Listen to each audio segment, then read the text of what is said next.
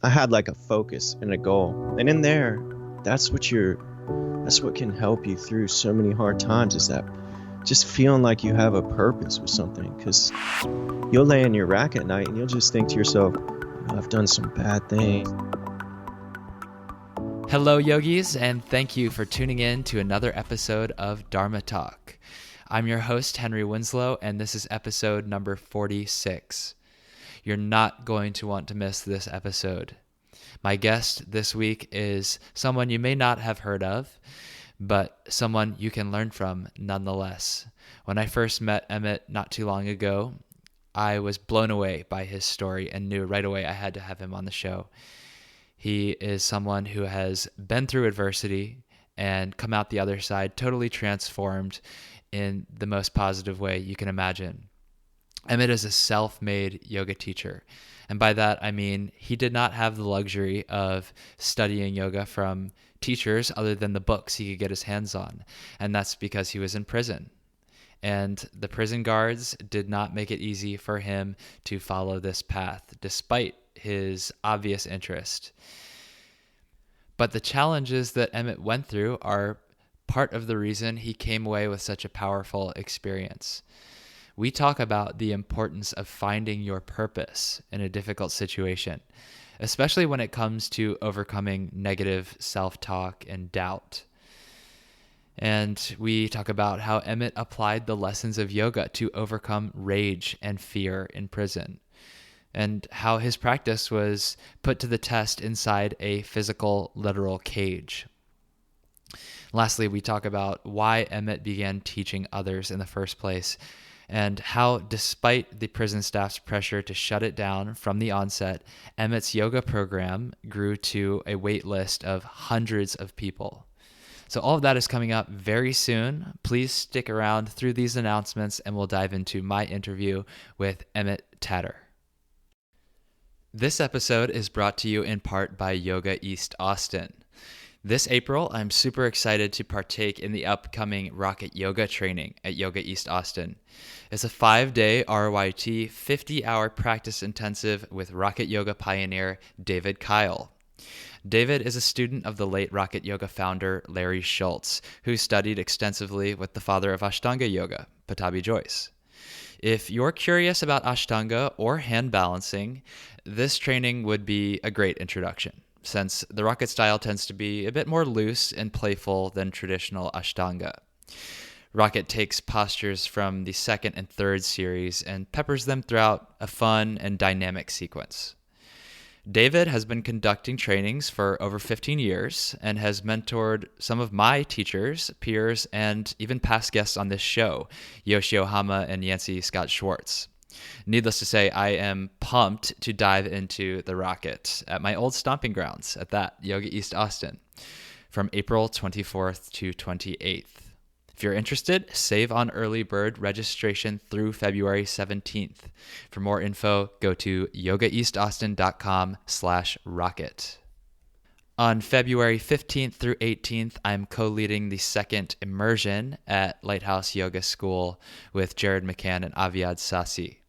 On March 2nd, I am giving a workshop at Yoga Fitness Herald Square on Vinyasa Fundamentals, or the Sun Salutations. So if either of those are of interest, head over to henrywins.com/events.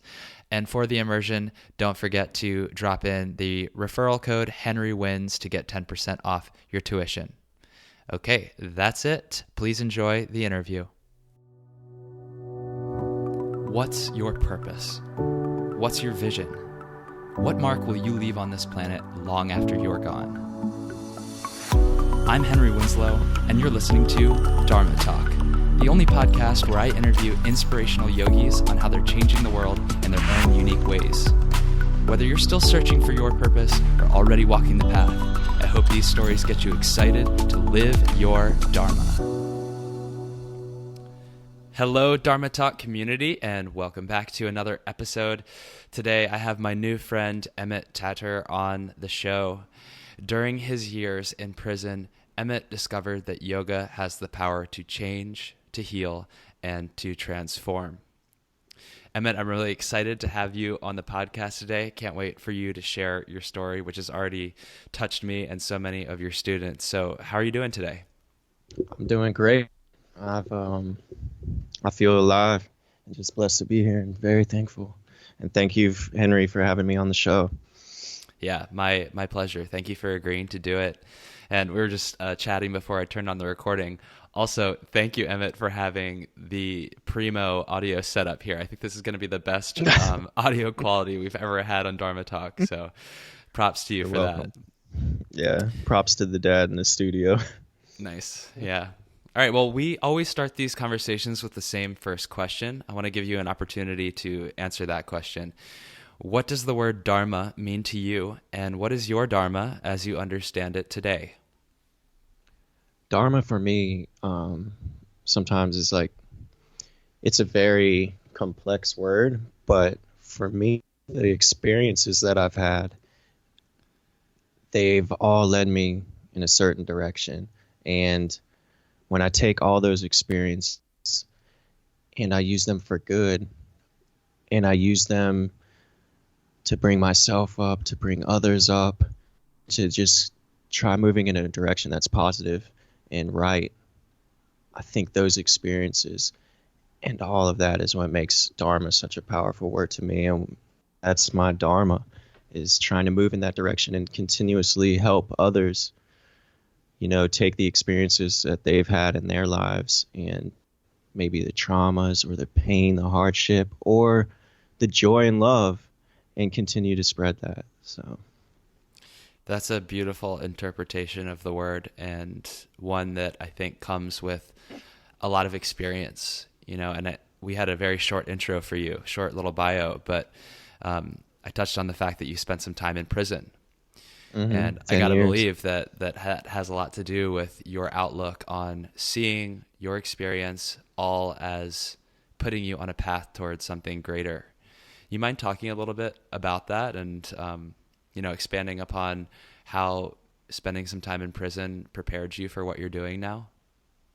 Well, yeah, prison is actually where I discovered yoga. It's where I started trying to do something better with my life, because before I didn't know what I wanted to do.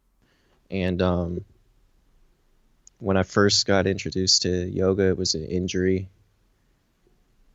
that caused that. And it's funny how it happened, because, everyone has this perception of what yoga is, or especially back in where I grew up, the girls did yoga, this and that. And Where was that? oh, St. Augustine, Florida. Okay. And I'm sure guys did yoga here, but I wasn't hanging out with them. I was too busy hanging out, having fun, and getting in trouble, and which ultimately led me to prison. So if you could repeat the question, let me get on board again. Yeah, with sure. that. Sorry. Sure. No, just keep telling your story, man. That's what we want to hear. What happened in prison to position you in a place where you're ready to receive the teachings of yoga or pursue them. Because I know, in prison, it's not like there's a yoga class that you show up to and people are serving this information to you on a platter. Like, you had to go out there and find it. Yeah. I'll give a little backstory to that. So I guess I was locked up for a few years, and prison, there's all types of horrible things. There's some good things that happen in there, but a lot of it's really negative. And I've discovered working out. When I first fell, I was about 145 pounds, and I was kind of skinny. People called me slim sometimes. Didn't really like that. I started working out and doing push-ups and all these different calisthenic exercises, just trying to go really hard, and ended up hurting myself. But while you're in prison, the guards, some of them are really nice, but a lot of them, the majority, it seems like are very confrontational and very, they aren't trying to help you pursue things that you're into. So there's a lot of brutality, and one of the things that led me to yoga is I got from this prison called Lake Butler, Florida. I was there for 2 years, and there was just a lot of abuse on inmates. And when I saw friends getting beat up, I ran in and helped. And then the next day we were shipped, about 27 of us, for starting a riot. We got sent to a really bad institution known as Swanee, where they torture. They'll spray you for nothing with pepper spray and gases. And it just put this huge hit in my heart for officers, because I've never been around people that were just mean just to be mean. It was either a lifestyle, and you kind of accept the lifestyle if you're living like this and they're living like that. It's just the way it is. But in there, it was like, wow, this is real bad. So long story short, with that, I ended up getting sent to an institution called Taylor CI, which was a huge gang camp. And started living a certain way. Not that I got involved with gangs, but you just feel like this is going on, and I'm not going to let anyone mess with me. So my attitudes were shifting, and my parents, my family, they could see it, because I was still trying to do college courses. But during that, the officers would ridicule me for trying to do college, throw away my school books, my work, send me to confinement for no reason at all, or just getting locked up on dumb stuff where it interrupts the studies. So 6 months, I end up being good for 6 months, or staying out of trouble, and that's how you can get a transfer.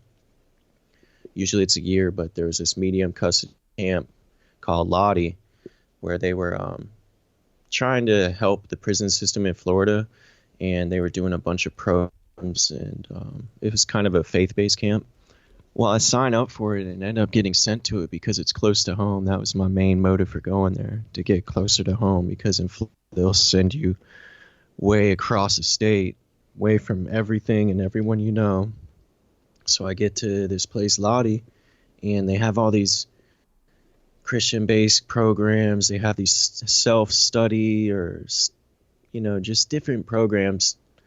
But a lot of them are just so dumb and so pointless, and it's like they're just setting things up just to say they did it and get money for it.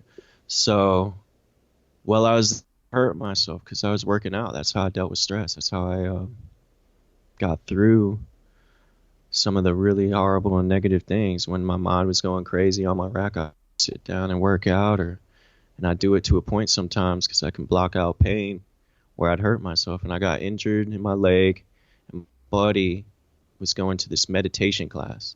And in there, they had a yin video, and he started learning about yin yoga. But he was introducing it to me as like, it's just stretching, man. It's not yoga. Because, I was like, I'm not into that, bro. He's like, bro, but I think it can help your leg. And he's like, Emmett, you need it, dude. Come on. So I come up one day, and I do this yin video. I can't remember the instructor's name. Heard one of the teachers I've studied with say his name recently, but I can't remember it. But it was this incredible sequence, and it just, something in my mind was like, this is totally relaxing. I haven't felt in a while. So I sit down that night, and I'm just thinking about it. I'm like, I want to do this. I call my mom, and I ask her to send me this book called Light on Yoga. And I get the book about 2 weeks later, and I've been to 2 more classes of the Yoga Yin. And then when I see this incredible Iyengar Indian guy, all these crazy things, I'm like, whoa, I don't know if I'm ever going to put my foot behind my head, but I'm going to learn the damn triangle. And that handstand looks pretty cool. So, you know what? I'm going to do this. And when I say I just practice and practice and practice and practice, that doesn't even get into the scope of what really was going on, because my leg got healed. My mind, I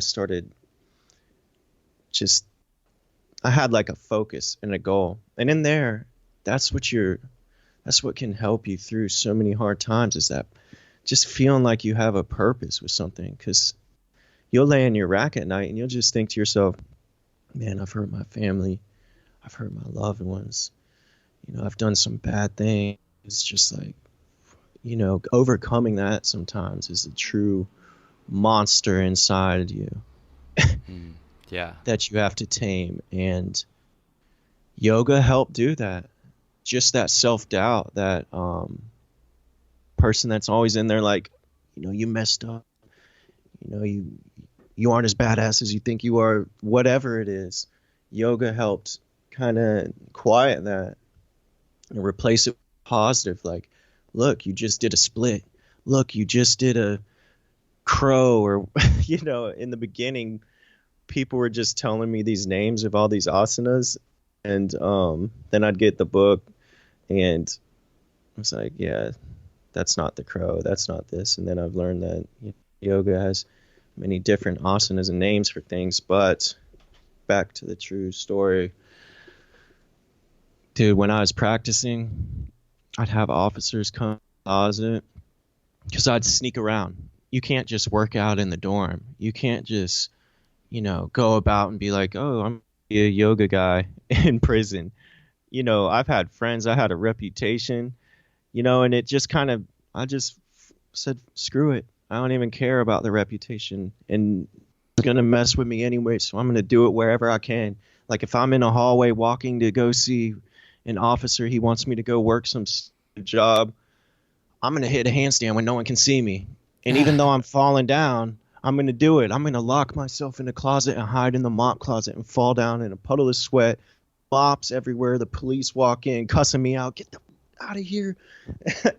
It was yoga. And it totally transformed me. And yeah. Well, I want to pick out that thing that you said about having a purpose to get you through hard times. I think that's really at the crux, at the essence of everything that you just said. I recently read this book called Man's Search for Meaning by a guy named Viktor Frankl, who was a Holocaust concentration camp survivor. And kind of like the main theme of this book is the same idea that you just relayed.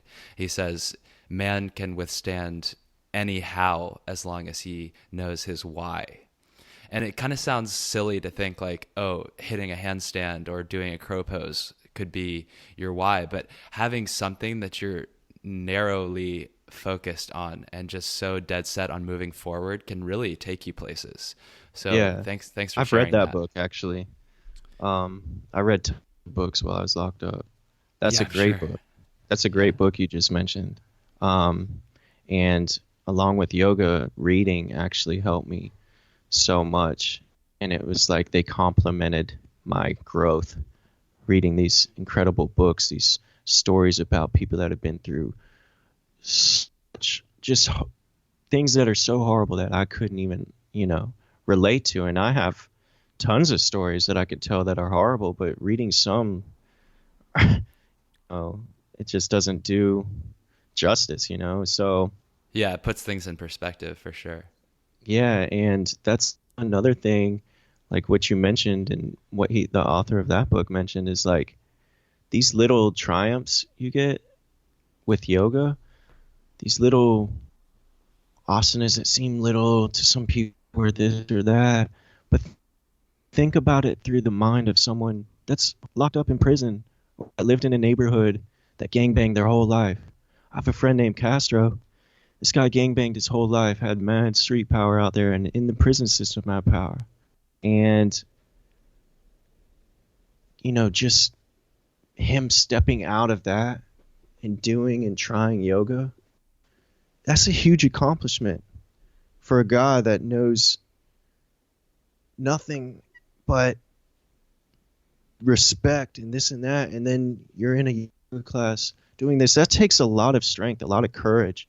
And one thing, I'd be on the rec yard sometimes, and I've been to all different camps in Florida. We call prisons camps in Florida. So I've been to all these different prisons, and I've met thousands of people. They know me, and they know that no one's going to mess with me, this and that. And then they see me out on the rec yard doing, like, I don't know, straddle splits and doing all this stuff. They'd be like, "Hey, Tatter, why you got your head in your ass?" And I'd be like flipping them off, "Doing yoga. You should come over here and do it." Da, da, da. And people will say, no one mess with me or try me too hard. It's just friends joking. But they'll say that, but I could see the interest. So during this time, I took that and I used it, and I'd start being like, "Hey, man," and I'd start doing it like crow poses or these different arm balances. And once I finally hit the handstand, oh my God, everyone wanted to do a handstand. There were people walking around with busted faces, split eyes, trying to do handstands on the compound. I'd walk into the chow hall. They'd be like, "Tatter, I did a handstand for 10 seconds. And I'd be like, "Dude, you have a split down your face." Be like, "Yeah, I fell after the 11 seconds, split my head open, but it's all good, bro. Thank you, man." And That's amazing. Yeah, it felt so good to see the change and the growth in others as well. And that's what I think motivated me more to keep practicing and to keep learning, because these guys, we've seen tons of things in there. People get killed. People get stabbed. People get killed by the police. And just disrespected on a level every single day that is hard to understand unless you've been there. And then some of these guys have grown up in the worst situation, foster care, gang territories that are like war zones, and they're coming to yoga, and different gangs are interacting with each other. And that's why my friend Asa Todd and my friend Lang and we decided to really try teaching yoga onto the compound, and we brought it there. So hard.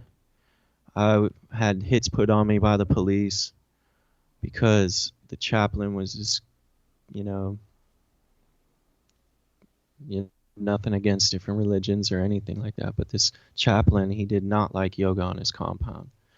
And he'd send the police after me, and they'd set me up, trying to say I pushed an officer one time and locked me up, and were going to send me to what's called CM, which I already had gone through with this closed management, which is basically you're locked down for months and months in the box and confinement. So they were trying to get me from that camp. And, yoga taught me to be patient and to not flip out, because before I might have been like, "F you, da da da," and given them more of a reason to me away. But yoga taught me to like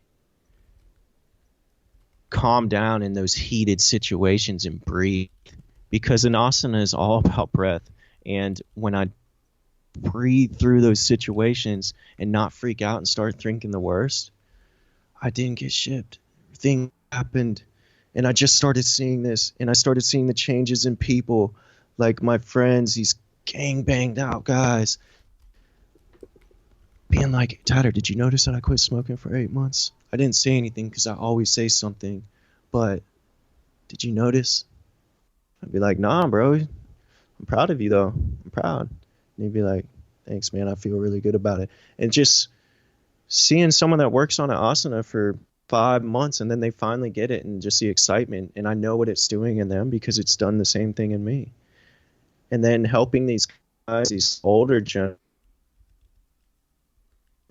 I would find asanas after them, like for them, specifically for them. I'd read that Light on Yoga book, and then I eventually got another book sent in. I can't remember the name, but I would like examine the pages, see what this guy's problem was, and then I would design a plan for him. And they'd be like, "Listen, I have no money, but I'll teach you the stock market. I'll do this and that." And it was just like incredible to see others, and man, I can't the joy it brought me, and the joy it brought my family and my parents, Well, And I think that's like, it's such a powerful story, because if it weren't for you having that kind of like rough exterior, tough guy persona, and having the thick skin to be able to get past all the heckling and the abuse from the guards and the kind of, intrigued, but still, they're like the mocking from your fellow campmates, then you wouldn't have been able to influence people in that way. And what I really found interesting, and maybe it's obvious to you, but to hear you explain the story brought a new level of insight for me, is that the yoga actually became a huge part of the rehabilitation itself, to get you to be able to quell the anger and manage these situations that were testing you. Did that become something that you ended up teaching when you were teaching in the prison system? Or was it something that you just allowed to unfold naturally as it had for you? Well, I'm going to have to give credit to Asa Todd, too.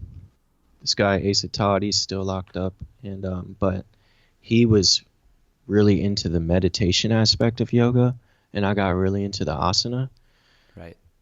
And when I started meditating, it allowed me to see deeper inside myself, which inspired me to set this yoga class up to really have that influence, like you were speaking about, that positive, this is a good outlet.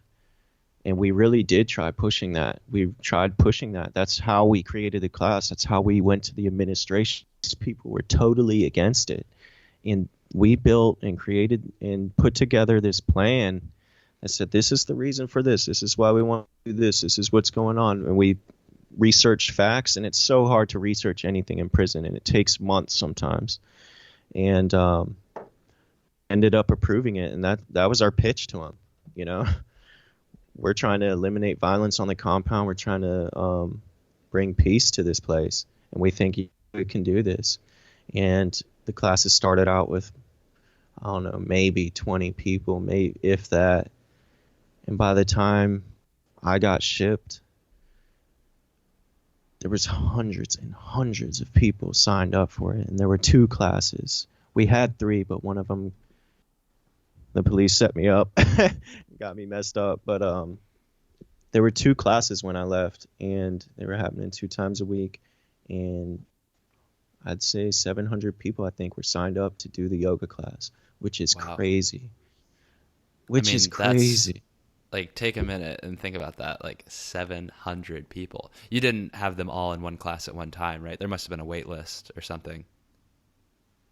Oh yeah, there was a huge wait list, and because there was a wait list, I would actually, for the people that couldn't get into the class, and just for people that were shy or embarrassed, I would do one-on-ones, or I would go out onto the rec yard, and we would hold, I'd form a huge circle in this field, and there might be 50, 60 of us, sometimes only 3.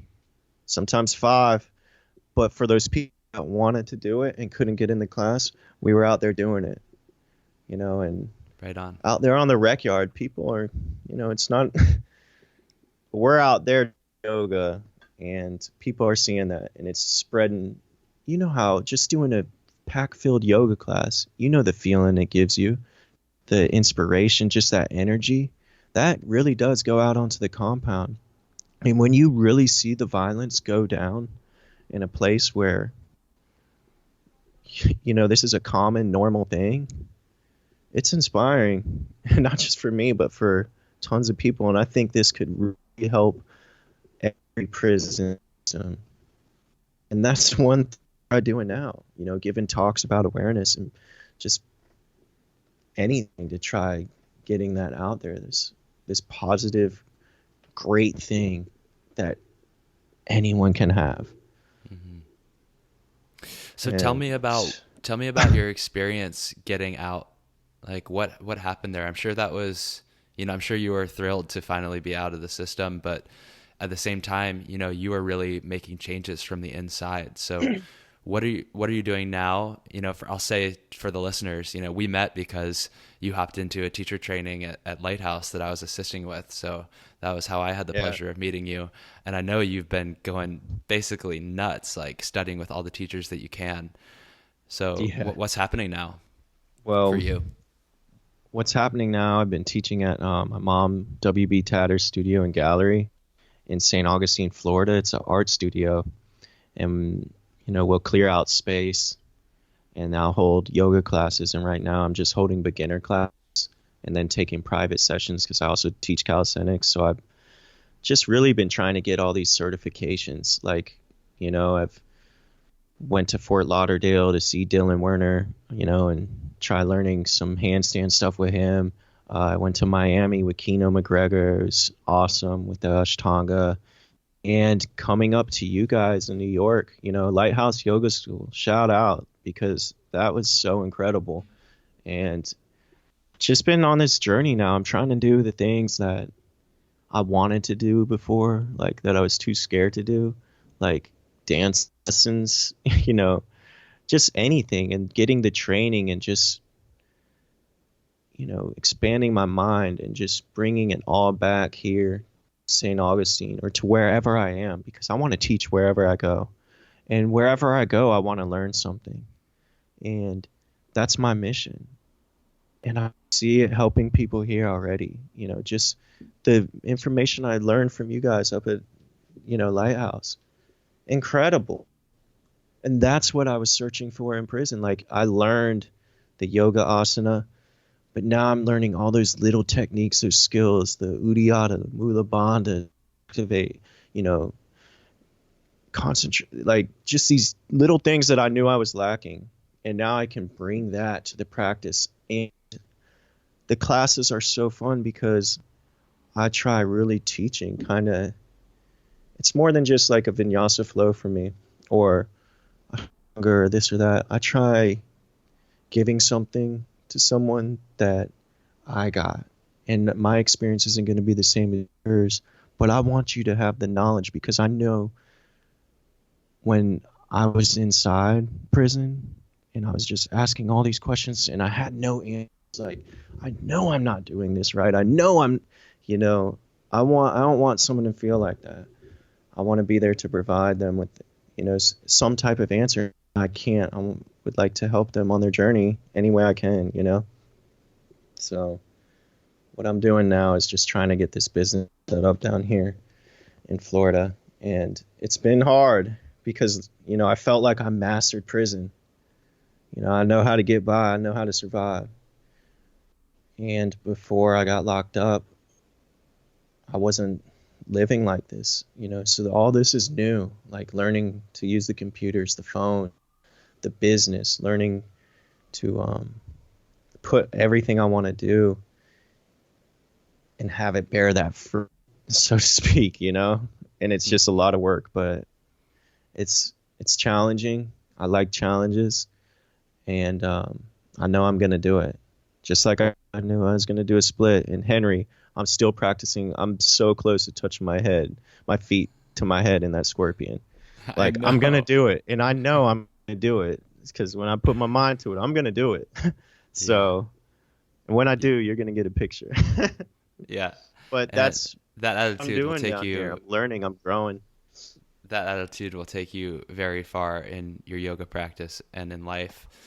I think this is something that a lot of people don't think about, that when you are so deep inside a system like prison or anything else that really puts you in a distinct context, when you get out, even if everybody thinks of freedom as being, the better situation, you still have to relearn. You have to figure out how to work within a new system. But I have faith that you have the ability to figure it out because you've learned how to learn and how to adapt and how to use these skills, these sciences of yoga to help you manage really any condition. So you just got to keep doing it, keep practicing. It is incredible. Like, Henry, this one time while I was in prison, this is like Yoga is real. I'm gonna tell you why I think that.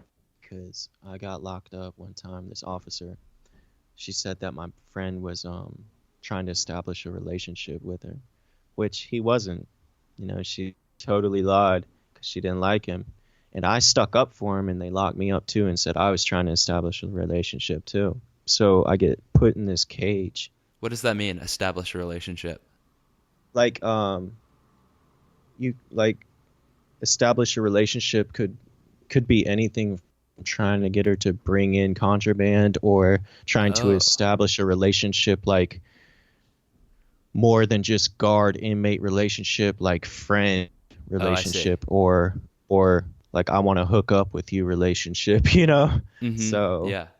yeah, so I get sent to the cage, and that's like an automatic ship from the compound. When you get charged with that, a DR for that, they automatically ship you.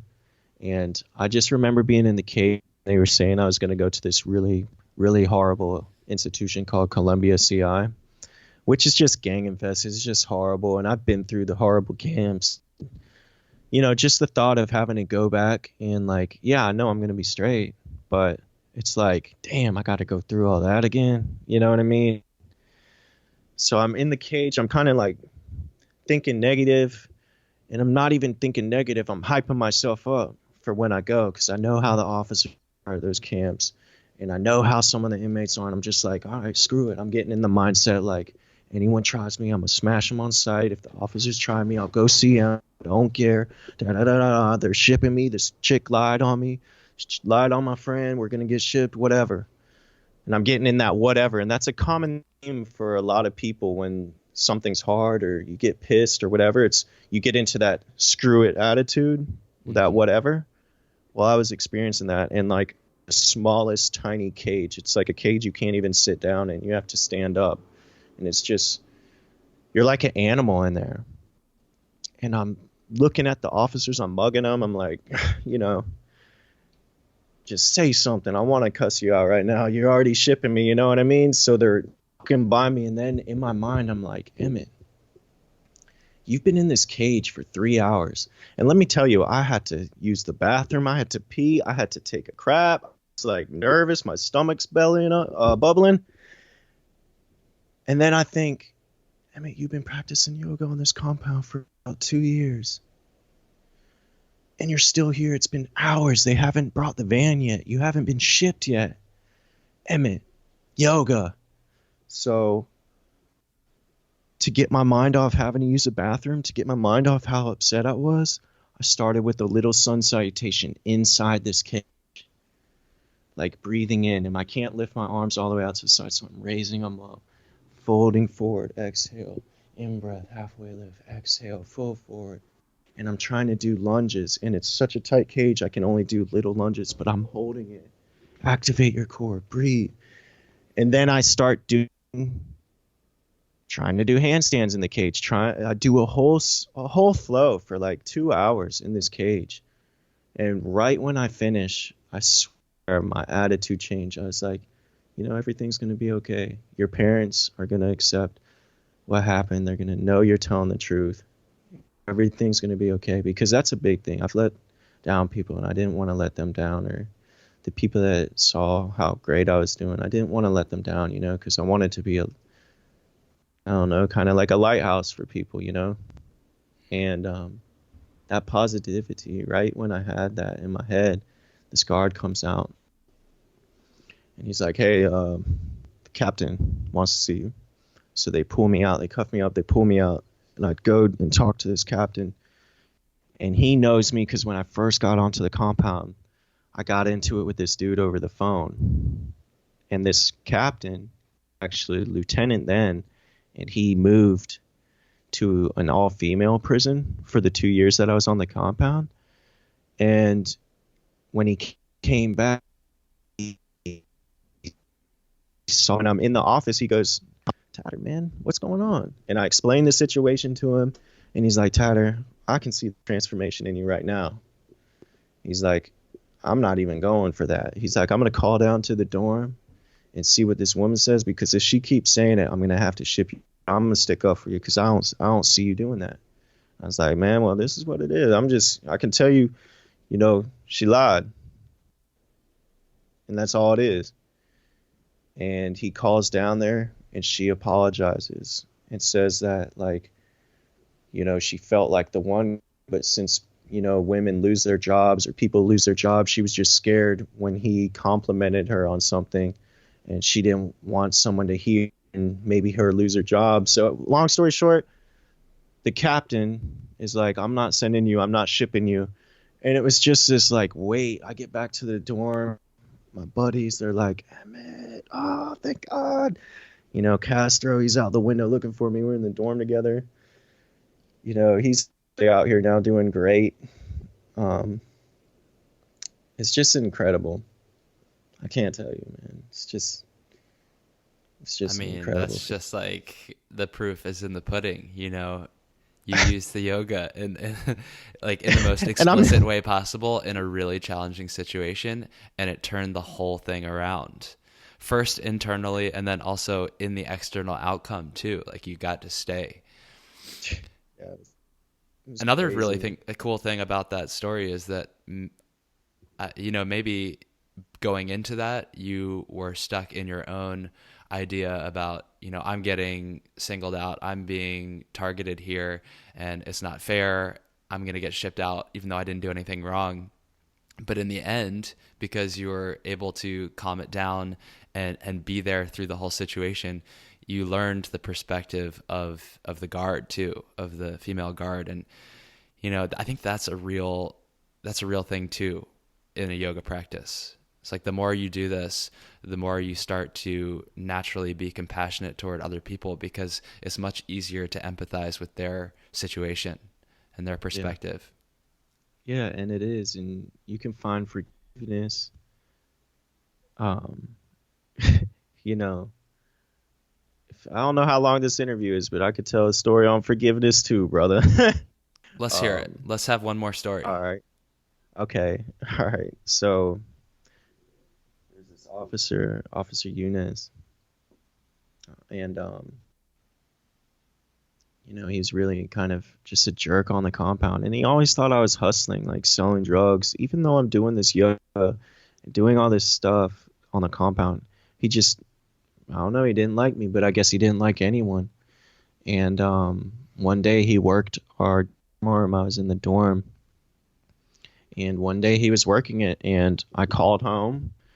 And when I called home, my dad and my brother were in a huge argument, and my mom picked up the phone, and she was crying. And my brother wasn't living at home at the time, but I guess he had started doing drugs, and my dad and him got in an argument because my dad called him an addict or this or that. And my mom's crying, you have to calm him down, you have to call Zach, you have to do this.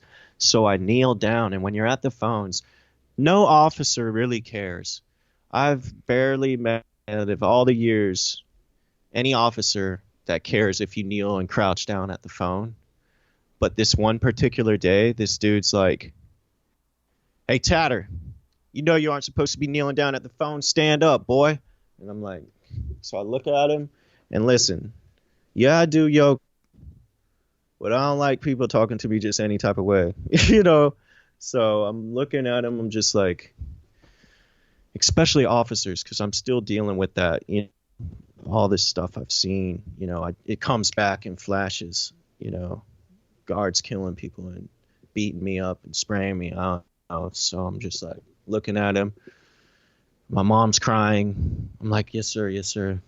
So I stand up. I'm like, don't worry, I'm gonna call Zach right now. So I hang up and I call my brother. And my friends in the dorm, they see that I'm stressing, so they're letting me skip the line and use the phone again. So I call my brother. He's like, he's talking crazy what he's gonna do to dad or something. And at the time, my brother wasn't in a good place, and I'm trying to calm him down. And when I do, I kneel down again. And the officer comes out of this booth, and he's like, hey, tell him bye. And I look at him, I'm like, looking at him, and he's like, tell him bye. And I'm staring at him like, Zach, hey, bro, I gotta go because I got this F-ass officer right here making me get off the phone, but I'll call you later. And I hang up, and when I go to walk away, I go to like walk by him and not even look at him. And he says, "Did you just call me?" Can I cuss on this? Yeah, say whatever you need to say. Yeah, he's like, "Did you just call me a fuck-ass officer?" And I look at him, I turn around, and at this point, I'm like all in. Like, yeah, I did call you a fuck-ass officer. I said, "Hey, if you got a job to do, I'll appreciate you doing your job. And if you feel like I'm doing something wrong, all you got to do is lock me up, homeboy." And I turn around, I do the cuff thing, like, lock me up. But all that freaking attitude, all that. And then I was like, you know what? How about I just go up in your shit right now? And the old me's coming out. Not old me, just the angry, I've been through years of, and just more, and my parents are crying. All this is like, I'm done playing with you. So, yeah, I'll go up in your shit right now. What's up? And he pulls out his radio. And I'm like, motherfucker, you better get the radio. You better tell these people to run here right now, because guess what's going to happen? Have you ever hogtied someone at this camp? Have you ever hogtied someone? Rope me up, because that's what you're going to have to do to pull me out of here. All officers. And I'm snapping. I'm going crazy. And he rushes into the security booth, and I start banging on the glass like, come on, motherfucker, I'll kill you. Da, da, da, da, da. And by this time, people in the dorm, they rush to him. They're rushing to my best friend Castro, my buddy, just like all these dudes, my buddy Five, Royster, just like all these guys that I've been in the dorm. They know how I am. I don't get it, but when I do, so they rush up, they slam me up against the wall. They're like, Emmett, you got all this good stuff going on. You're about to get out in a couple years. Just chill, man. You're going to go. I'm like, fuck that. I'll kill that dude and this and that. And they're like, think of your mom, man. Think of your mom. I'm like, dude, I don't want to think of my mom right now. I want to get at this guy. And I'm like, I'm almost crying. I'm so mad. You know what I mean? I'm ready to destroy this person. And they finally pull me into the back of the dorm, like 10 of my buddies. And the guy doesn't lock me up. By all rights, let's face it, whether he was right or wrong, what I did at that point, it was like, you should be dead probably at another camp. These officers are going to kill you. So, long story short, he doesn't lock me up. And I calm down. I sit on my bunk. The people are talking to me. They're telling me I'm crazy and stuff. And, I meditate for a little bit. And, I'm like, damn, I can't believe I didn't get locked up. And I'm thankful. But in my heart, for the next couple months, I'm walking around. Every time I see this guy, I'm like, I hate you. I'm thinking that. And next thing that happens is I go to this program late at night. And it's like some theology, I don't know, some class. I wasn't interested in it. But I went to get a program because at this compound to stay there, you had to get a certain amount of like self-help programs every month or go to them. So I attend. And when I go to use the restroom, I catch this same officer sitting on a bench. And inside, he's outside. It's nighttime. He's slipping. His head down in his hands. He's not even paying attention. I'm thinking, man, I can get this guy right now. I can lay into him right now. And I walk past him. I'm laughing to myself. And this is how wrong thinking can be. I'm using the bathroom and I'm thinking this to myself. And then in the middle of those thoughts, I'm like, you know what? This guy didn't lock me up. No matter what, he didn't. And said one word to me. And then I start really internalizing it and looking at it. I'm like, I'm really not even mad. Like, I've been carrying this around inside. And really, I've been over it. But I'm consciously trying to hold on to this. So I'm like, you know what? I'm going to apologize to this guy. Because he should have... who knows what could have happened from that. So right when I'm about to walk back out the door to see this guy, right when I open the door, I was like, fuck that officer, But I turn anyways towards him, and when I'm in front of him, he's looking up at me, and his eyes are huge. And I'm like, Officer Eunice, I don't know if you remember a couple months ago, but I just want you to know things are way out of hand and they never should have gone that far. And I just want you to know that I'm sorry and I apologize for that. And he goes, Tatter, sit down. And I'm like thinking in my head, man, I don't want everyone to see me sit down with this dude. So, but I sit down and he goes, Emmett, if anyone owes someone an apology, I owe you one. He's like, Emmett, that day I was shooting at you. I was really jugging at you. I was trying to get you wound up. And when you turned around and I saw that look in your eyes, he's like, I knew instantly that I was wrong and that you were going through something. And he's like, I've never frozen up like that before in my life. And he's like, Tatter, I can tell you the exact day that happened. That was September 11th, 2015. And forever that day has changed my life. He's like, that night I went home and started looking at how I was treating inmates and treating people, and not just people, but my family.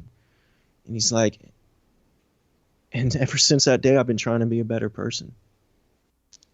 And I want you to know that I'm sorry. And I'm just like, whoa, I'm blown away. Like, damn. And it's just crazy how things can happen like that. You know, yeah, I did something bad. I cussed this guy. I mean, I was ready to kill this dude. And he was so mean, but like a positive came from that negative. And like that really, really hit me. You know, this guy, you know, true to his word since then, like wasn't shooting at people, and just like, it's just crazy how things work. And yeah, you never really know the way that you're affecting people until you have a conversation like that.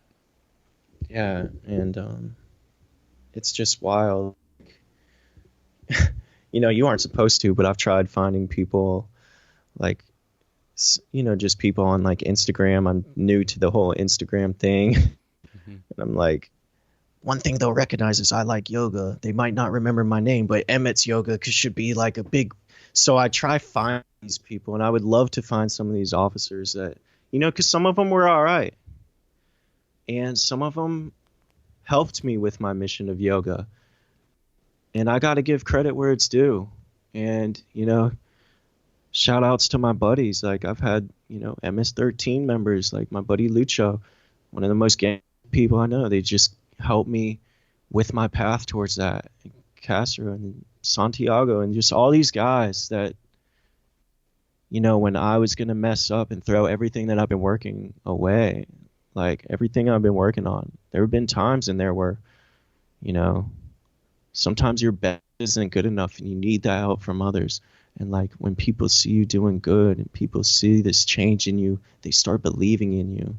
And then it gives you the strength to believe in yourself in those crucial moments. And sometimes when you can't find it because you're too upset or that, sometimes these officers, these friends, these people that you've met somewhere out of left field, someone comes into your life and they keep pushing you forward. And it's just incredible. And it's a beautiful thing. And, you know, that's yoga. That's what this is about. That's what this Dharma is about. That's what it is. And I'm so freaking happy to be a part of it. And just all the people that have believed in me. My mom's the best. You know, I could tell stories about so much stuff. And it's just like yoga is the best story of all for me. And I'm thankful to be a part of it anyways. I feel like we could probably talk for hours, Emmett, and I appreciate you sharing all these stories. You know, I think really what it comes down to is you can't do any of this stuff alone, you know, and part of yoga is seeing everyone as a teacher, and that includes, you know, your yoga teachers, it includes your yoga students, and it includes your family and the people that you see as standing in your way. Everyone's a teacher. Yeah. And I feel like we're going to have more conversations like this. But for now, we got to take this into the final section of the interview, which is what I call the prana round. And here is where I'm going to ask you 6 rapid fire questions and ask you to answer minimum one word, maximum 1 sentence. Okay? Oh Lord, I'm horrible at these. Let's do it. All right. In one word, why do you practice yoga? It's life. Life. What's your favorite yoga pose and why? Favorite yoga pose is handstand scorpion because it's challenging, makes me focus in different ways. Never been able to. What's the single best cue or piece of advice that you've ever received from a teacher? Breathe. Recommend one book, either modern or ancient, for our listeners. Arturo Perez's Painter of Battles. Okay. Is yoga for everyone? Yes, definitely. All right, Emmet, last question. How can our audience get in touch with you, and how can we support you in your Dharma? You can get in touch with me at, I guess my Instagram account is Emmett's Yoga. I live in St. Augustine, Florida, starting a yoga studio down here. The help of my mom, Wendy B. Tatter Gallery. It's on 501 Anastasia Boulevard. And, when I get a website up and running, I'll let you know. But I'm working on all that. And I guess just spreading awareness about prison and yoga and help, anything. It's not only just about me, so. Yeah, man. You've got a strong force propelling you forward. So I can't wait to see everything that you do and all the different ways that you take off with this. And again, I appreciate you taking the time to chat with me today on Dharma Talk. It's really been my pleasure. Thank you, Emmet. Of course. Thank you so much. I want to just give a quick thanks to Jared, to you, to Veronica, to Aviad, to an incredible layout school up there, and you taking the time to get me on this Dharma Talk. It's awesome. Hey, Dharma Talk community. If you enjoyed this podcast and you haven't done so already, please hit the subscribe button right now. And if you'd like to show your support even more, leave me an honest review on iTunes or whatever podcast directory you listen on. You can also make a financial contribution to keep the show up and running, a donation at henrywins.com. And remember, I'm here to serve you. So if you have any questions or comments or ideas, you can always reach me on Instagram at henrywins. Otherwise, I'll speak to you next week. Keep living your Dharma.